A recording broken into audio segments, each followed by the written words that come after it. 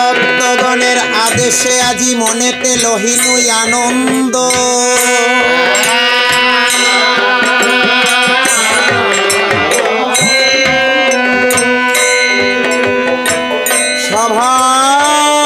সভাতে কীর্তন হবে রামায়ণী লঙ্কা কাণ্ড।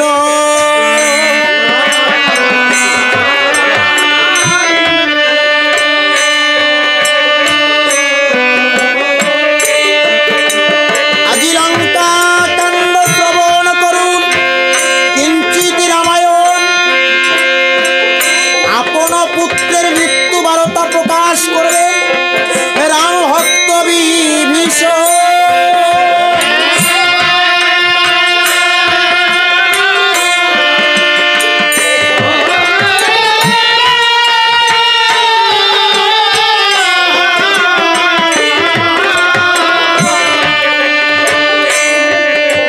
আপন পুত্রকে আহুতি দিয়ে বিভীষণ করবেন দয়াল রামেরও পূজন।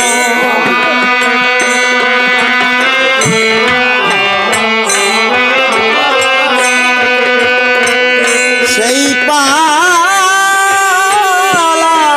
ভক্তগণে করিবেন শ্রবণ।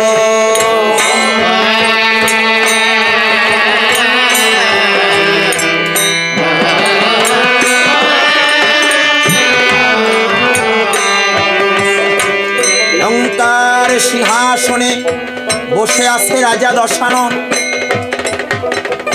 একে একে 1 লক্ষ পুত্র, 1.25 লক্ষ নাতি, হারালো জীবন রথী সারথী সেনাপতি সবাইকে হারিয়ে আজ নিকষার নন্দন রাজা দশানন এখনো হয়নি তার আন্তরিক চেতনা, তবুও সগর্ভে করে উচ্চারণ, না না না, কিছুতেই সম্ভব নয় সন্ধি নর এবং বানরের সঙ্গে। সামান্য ফলহারী বনচারী জটাধারী রাম কিনা করবে আমার লঙ্কা শাসন। তাই আজ সকণ্ঠে আজ রাবণ করছে সগর্ভ প্রকাশ। এমন সময় দূত মুখে মকে রাক্ষসের মৃত্যু বার্তা শ্রবণ করে আজ রাজা দশানন সিংহাসন হতে ধুলায় ধূসরিত হয়ে পড়েছে। ধুলায় ধূসরিত অঙ্গ, লোহিত লোচন, ক্ষণিক চেতন আর ক্ষণিক অচেতন। তাই আজ করুণ সুরে রোদন করে বিলাপ করছে, ওরে ও ঘিরিল রে সোনার লঙ্কায় আমার নর আর বানরে। ও ঘিরিল রে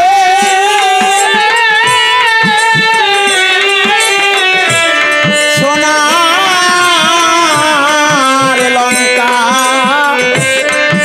নরার নরে।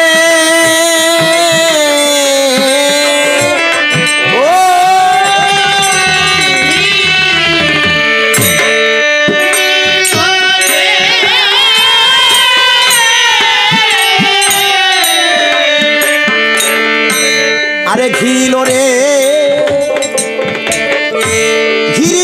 সোনার লঙ্কা আমার নর আরে বানরে।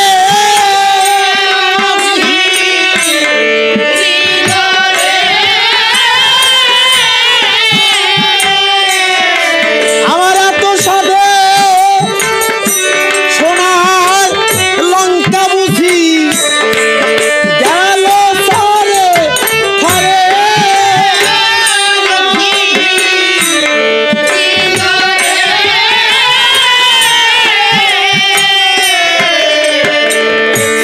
আরে 1 লক্ষ ছিল বাবু ১৬ লক্ষ নাতি,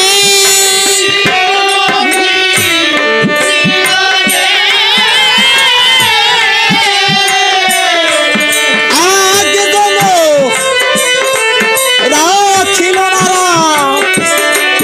বংশে দিতে বাতি।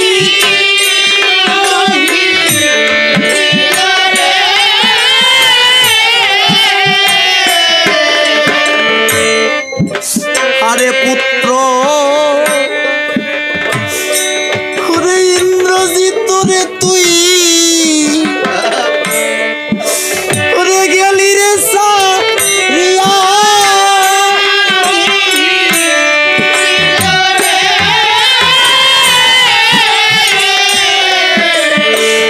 ওরে তোর লাগি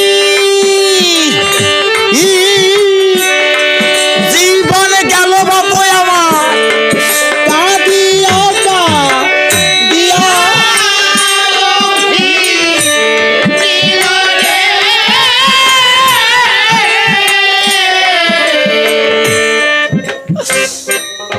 আজ রাজা দশরথ পুত্র সুকানলে ভাসিছে নয়নের জলে,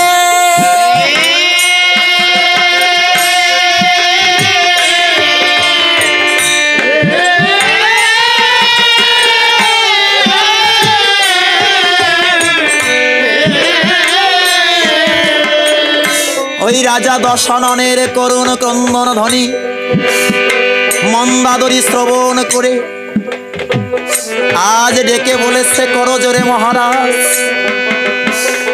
কতবার নিষেধ করেছি, কতবার বারণ করেছি মহারাজ,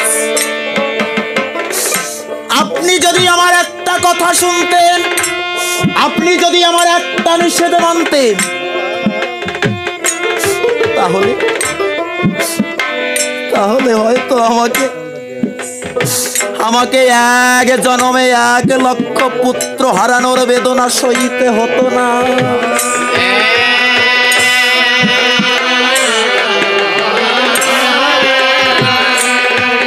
ও মহারাজ, মহারাজ আমি যে আর পুত্র হারানোর বেদনা সইতে পারছি না।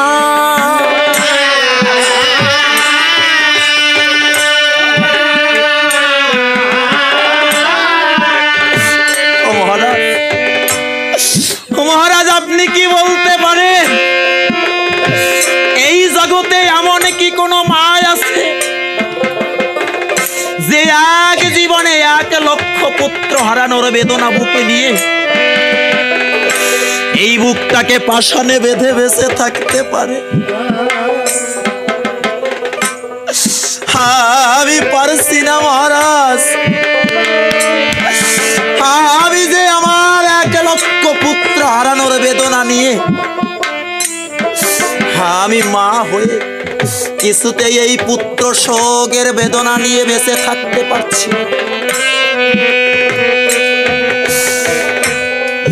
ওরে কি বুঝিবে পুত্রের বেদনা রাজা, হও নাই পুত্রে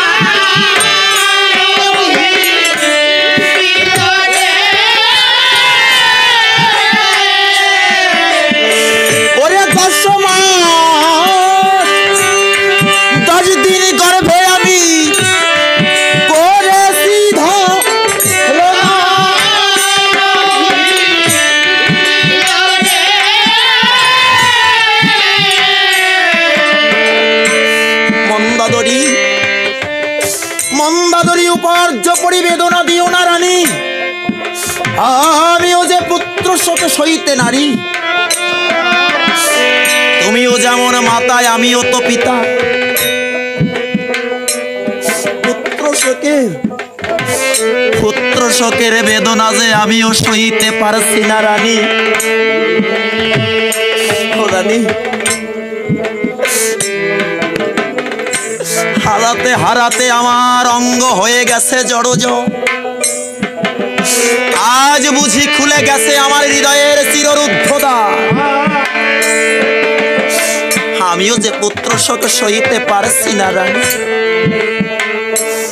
এপাশ থেকে মন্ত্রী সারণ বলেছে, মহারাজ, এই যে আমাদের সোনার লঙ্কা দিনে দিনে এক এক করে শ্মশানে পরিণত হয়ে যাচ্ছে, এই মনোহর কনক লঙ্কাপুরী আজ ডুবতে চলেছে সাগরের জলে, এর একমাত্র বিশেষ কারণ হচ্ছে আপনার ওই ঘর শত্রু দেশদ্রোহী বিভীষণ। যেদিন হতে ওই ঘরদ্রোহী, ওই ঘর শত্রু কুলদ্রোহী বিভীষণ শরণ নিয়েছে রামের চরণ, সেদিন হতে ঘর সন্ধানী সকল সংবাদ বলে দিয়েছে। তাই তো বড় বড় বীর রাক্ষসেরাও মায়া যুদ্ধ করেও ওই ভণ্ড তপস্বী জটাধারী রাম লক্ষ্মণের হাত থেকে নিস্তার পাচ্ছে না। মহারাজ, আমি বলি কি, বিভীষণকে একটু উপযুক্ত শাস্তি দিলে কেমন হয়? চরম শাস্তি দিতাম, চরম শাস্তি দিতাম ওই আমার কুলদ্রোহী দেশদ্রোহী ভাই বিভীষণকে, যদি তাকে একটিবার আমি নিকটে পেতাম।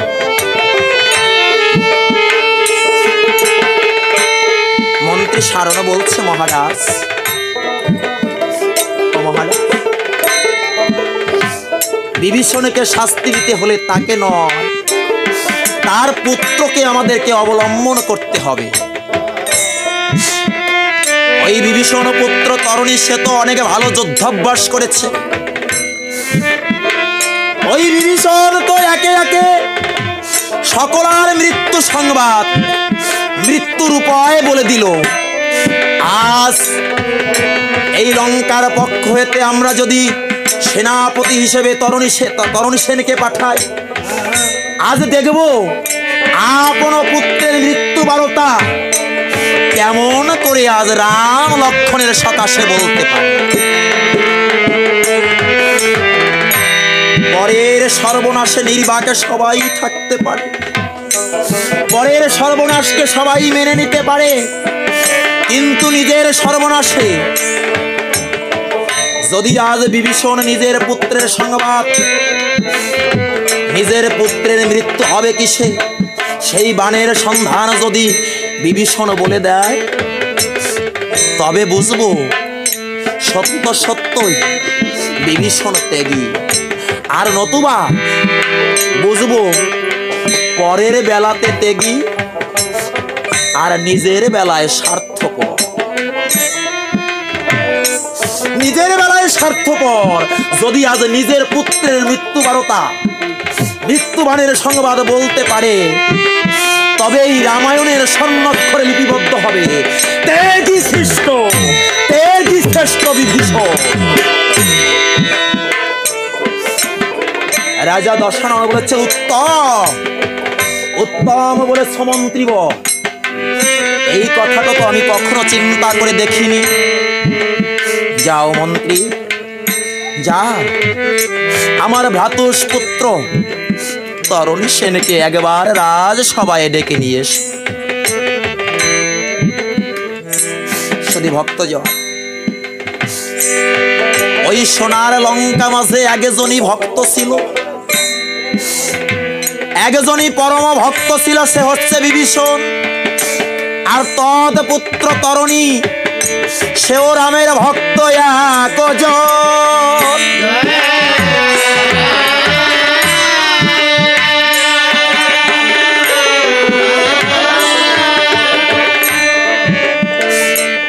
যে নাকি ভক্ত হয়, ভক্তের কখনো বিষয়ে বাঞ্ছা নয়।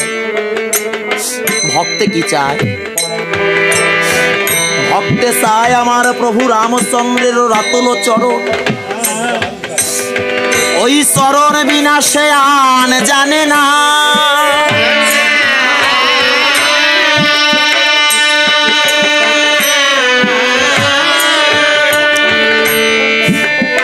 আপন মন্দিরে তরণী ভাসিছে নয়ন নীরে।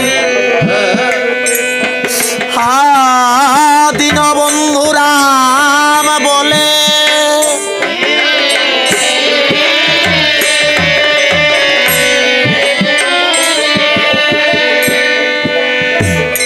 দেখা দাও, দেখা দাও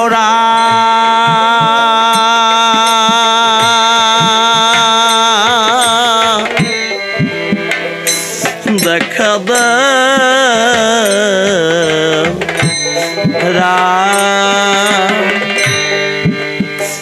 দেখা দাও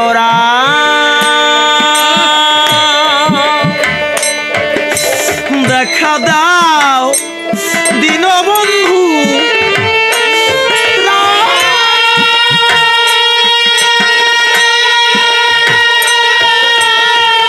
দেখা দাও, দেখা দাও প্রভু।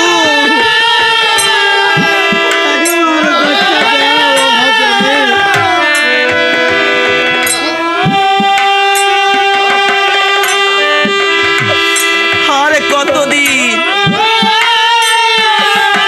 আরে কতদিন এই সংসার মায়ার বন্ধনে আবদ্ধ হয়ে থাকবে প্রভু।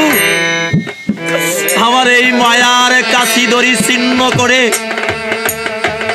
তোমার চরণ সাগরের স্রোত তরঙ্গে আমাকে ফেলে দাও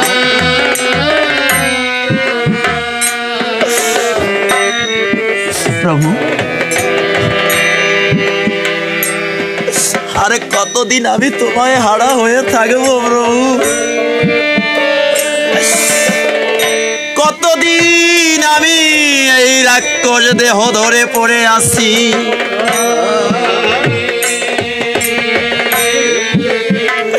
সেই যে মাতৃ জঠরে তোমায় দর্শন করেছি,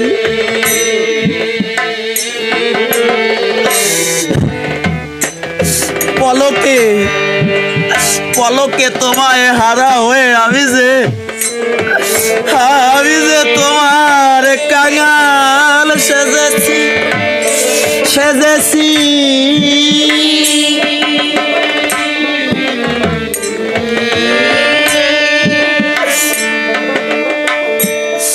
আপন মন্দিরে আজ তরণী চোখের জলে ভাসছে আর বলছে প্রভু, আরে কত দিনে এই অভাগার প্রতি তোমার দয়া হবে প্রভু। আমার অপেক্ষার প্রহর কি আর শেষ হবে না প্রভু? যেদিন থেকে তুমি এই সোনার লঙ্কায় চরণে রেখেছো, এই হতভাগা দিন তরণী যে তোমার আশা পথ পানে চেয়ে আছে প্রভু। এই জগতে তুমি যাকে করো মুক্ত, সেই তো হয় মুক্ত বিহঙ্গ, আর তুমি যাকে করো মায়ার শৃঙ্খলে আবদ্ধ, সেই তো হয় এই জগতে বদ্ধ। প্রভু, জানি না কোন জন্মের পাপের ফলে আমি তোমায় হারা হয়ে আছি এই ভূমণ্ডলে।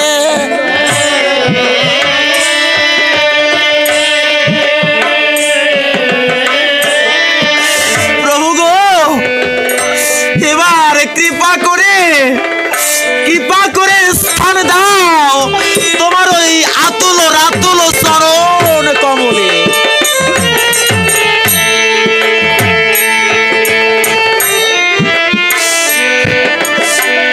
ভক্তজন, আমার ভগবান রামচন্দ্র দুটি জিনিস সইতে পারে না।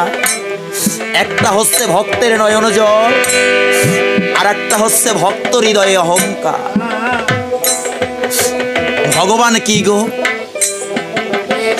ভগবান হচ্ছে ভক্তের হৃদয় আকাশের ঘুড়ি। ভগবান বেড়ায় ভক্তের হৃদয় আকাশে উড়ি উড়ি। ওই ভক্ত যখন ভক্তি সীতায় টান দেয়, তাই ভগবান এসে দাঁড়ায় এই ভক্তের মন মন্দিরের দরজায়। নিতাই গৌর হরি।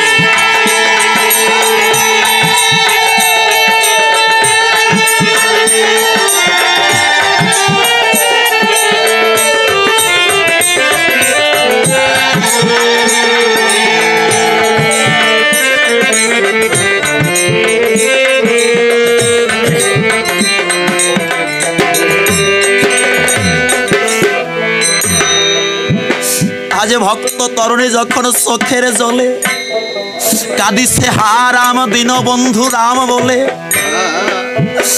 ওই ভক্তের ডাকে পৌঁছে গেছে আমার ভগবানের চরণ কমলে।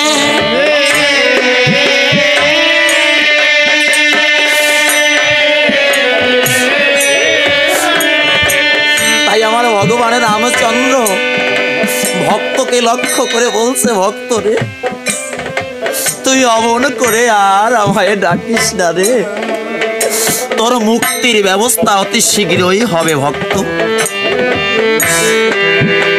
যখন দীনবন্ধু রাম হা দয়াল রাম বলে তরুণী চোখের জলে ভাসছে, এই মতো সময়ে সুবিজ্ঞ মন্ত্রীবর সারণ এসে বলছে, তরুণী তরুণী। যখন তরুণী তরুণী বলে ডাক দিয়েছে, তরুণী তো ছিল যোগযুক্ত অবস্থায় আমার প্রভুর ধ্যানে,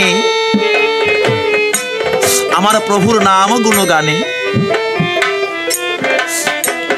আজ সেই অন্তরঙ্গ ভাবে ব্যাহত হয়ে তরুণী সম্মুখ পানে তাকিয়ে দেখতে পায় সুবিজ্ঞ মন্ত্রীবর দাঁড়িয়ে রয়। তাই করজোরে বলছে, মন্ত্রীবর আপনি কি আমায় স্মরণ করেছেন? আপনি কি আমাকে ডেকেছেন মন্ত্রীবর?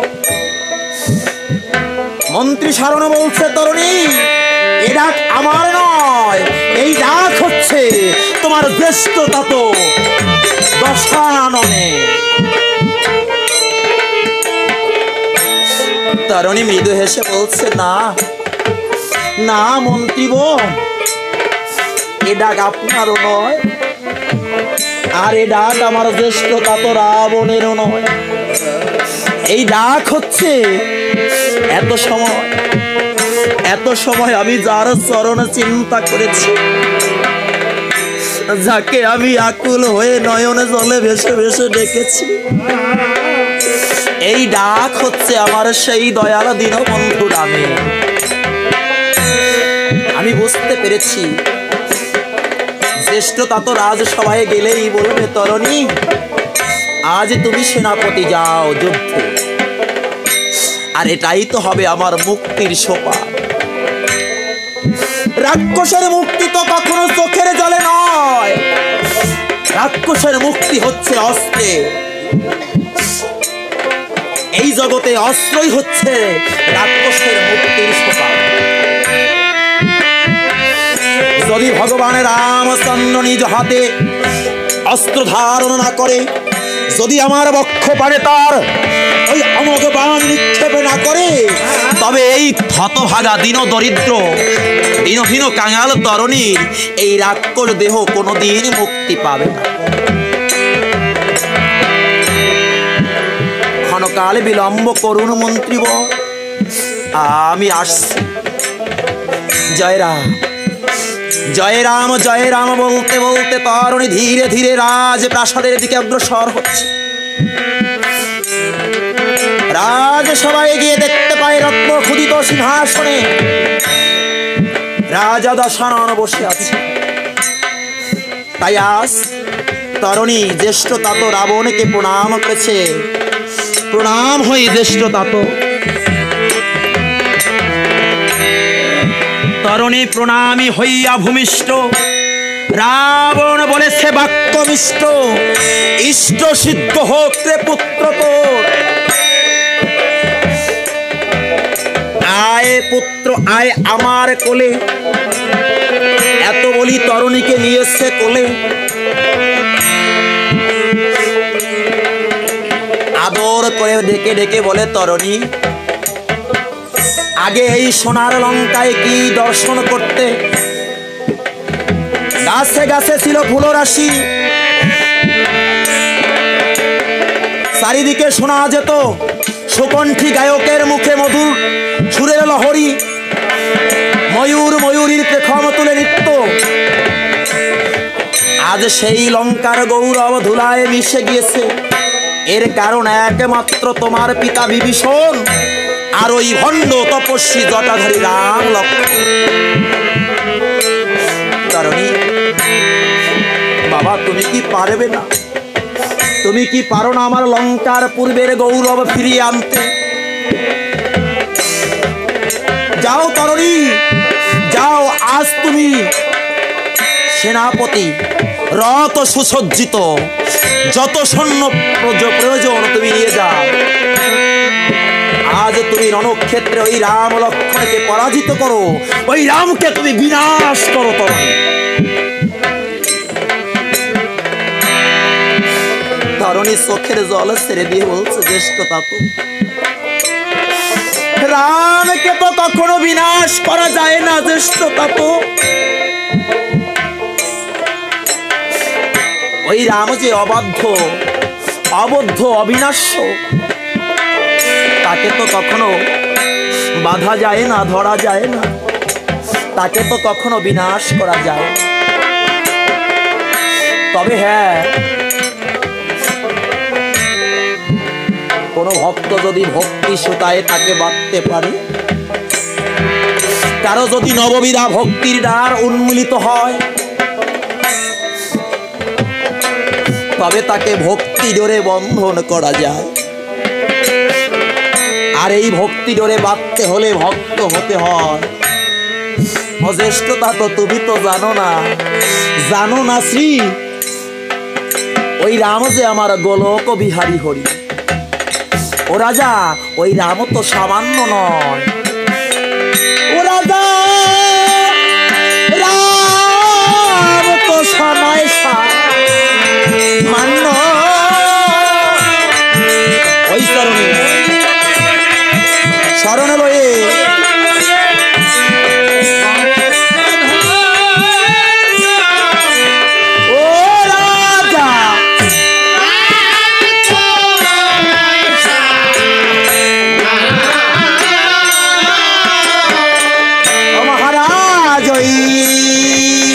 রাম তো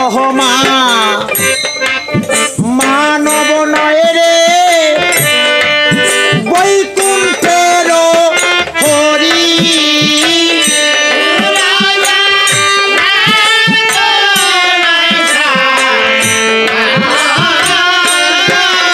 আর সীতা তোমা মানবী নয় রে,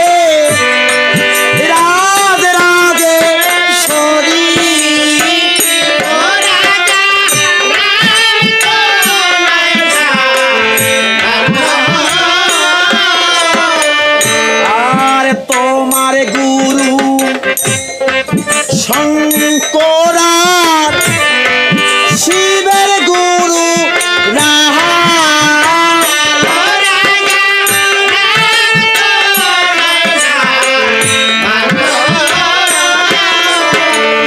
ওই জগৎ লক্ষ্মী লঙ্কায় এনে ঘটল এমন পরিণাম।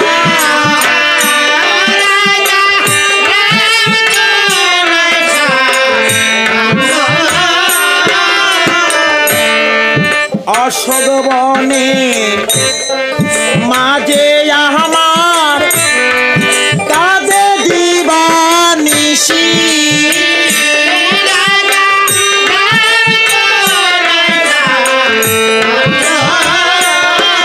ওই মায়ের চোখের জলে লঙ্কা নগরিয়া হলো ভস্য রাশি।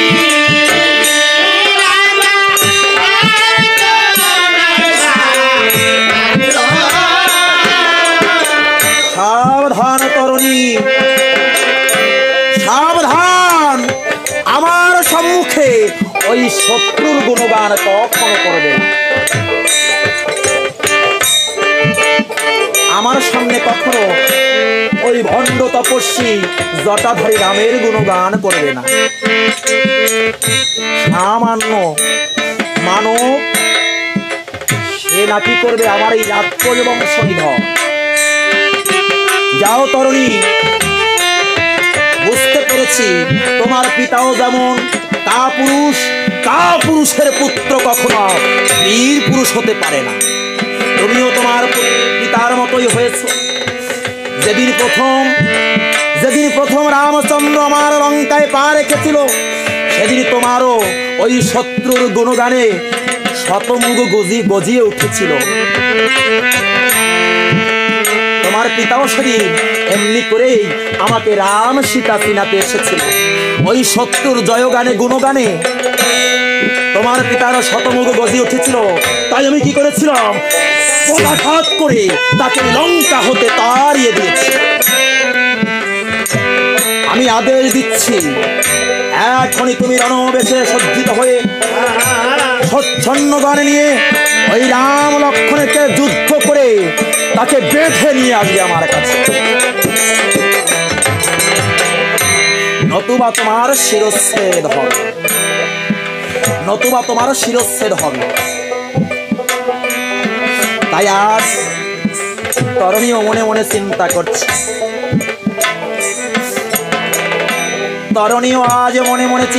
করছে, অবশ্যই আমি যাব, অবশ্যই আমি যাব। কেননা আমি যদি যুদ্ধে না যাই, তাহলে তো আমার এই রাক্ষস দেহের মুক্তি কোনোদিনও হবে না। তবে মহারাজ, তবে আমাকে ক্ষণকাল সময় দিন। কেননা আমি আমার জন্ম দক্ষিণী গর্ভধারিণী মায়ের কাছ থেকে একটু আশীর্বাদ নিয়ে আসি। আমার মা জন্ম দক্ষিণী,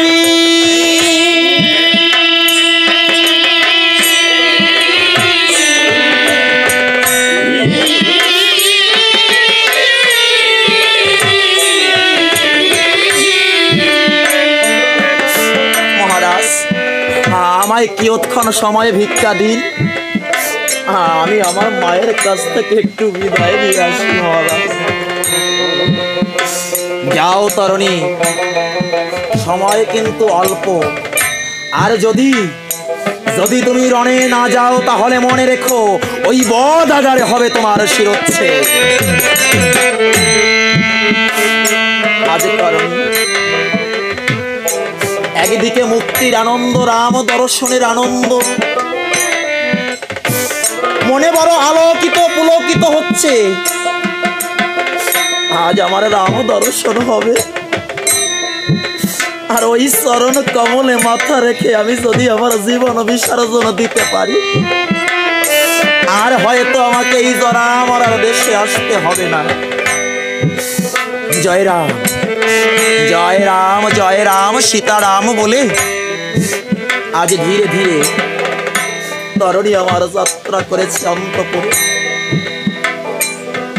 বিভীষণ ঘরণী সেজে তরুণীর জননী আজ তরুণী মায়ের কাছ থেকে বিদায় নিতে আসছে। মা আমার অন্তঃপুরে বসে আছে। তাই আজ তরুণী করজোরে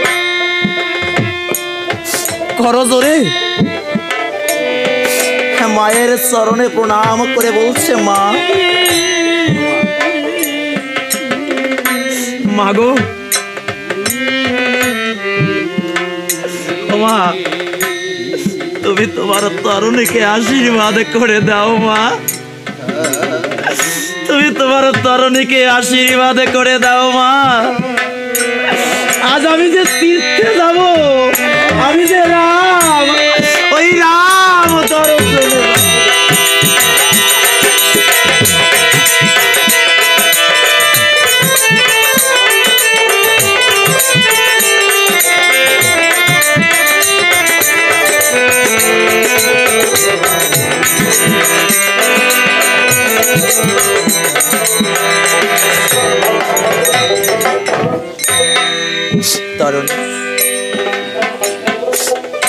তীর্থে যাবে তো সে তো বেশ ভালো কথা তরুণী, তবে বাবা তুই করে তীর্থে যাবি বল না।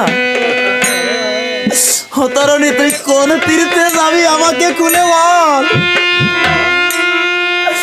তরুণী বলছে মা, যে তীর্থে গেলে কেউ কোনোদিন আর ফিরে আসে না। মা, আমি যে সেই তীর্থে যাব মা, যে তীর্থে গেলে কেউ কোনোদিন আর ফিরে আসে না। আমি যে সেই তীর্থে যাব মা, তুমি আমাকে আনন্দ ঘন হৃদয়ে বিদায় দিয়ে দাও মা। তরুণী তরুণী তরুণী, তুই কেমন কথা বলছিস বাবা? তুই যে আমার মা বলা পাখি, ওরে তুই যদি আমাকে দিয়ে যাস ফাঁকি, আমি কাকে নিয়ে এই লঙ্কায় থাকি? তরুণী তুই যদি চলে যাস বাবা, কেউ তো আর আমাকে মা মা বলে ডাকবে না। আর তুই যদি চলে যাস, আমি কাকে বুকে নিয়ে ওই মধুমাখা সুরে মা ডাকে শ্রবণ করবো বলতে পারি?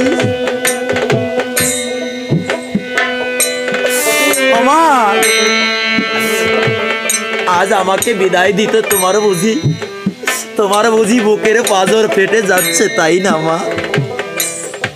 কিন্তু মা একবার চিন্তা করে দেখো তো, যেদিন তুমি সত্য সত্যই আমাকে ফাঁকি দিয়ে চলে যাবে, আমি কি তোমায় ধরে রাখতে পারবো মা?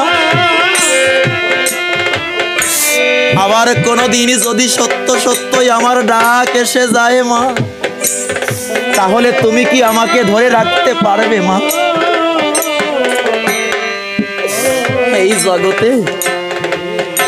এই জগতে কেউ কারো নয় মা।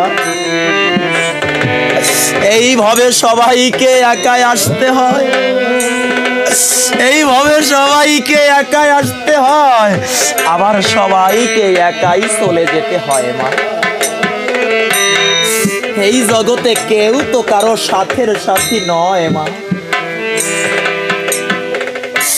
ও তরুণী তরুণী, তোকে আর কি বলবো তরুণী,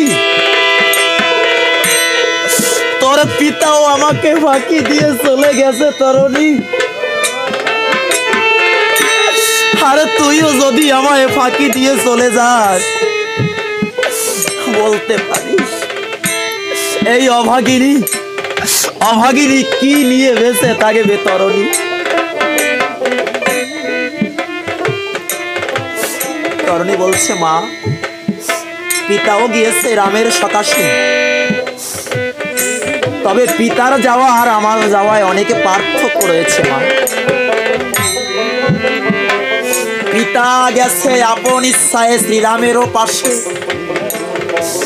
পিতা গেছে আপন ইচ্ছায় শ্রীরামেরও পাশে, আর আমি যাব দশানন রাবণ আদেশে।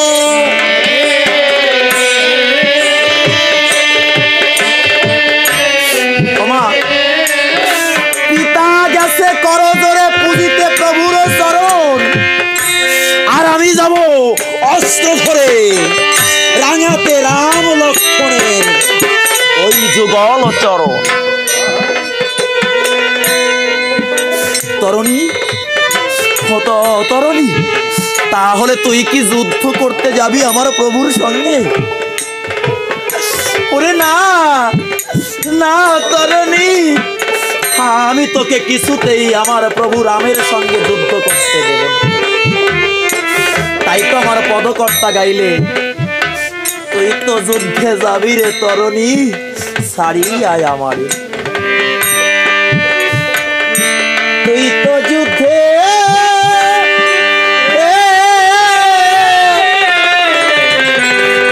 যাবি রে তরুণী, অপুত্র ছাড়িয়ে আয়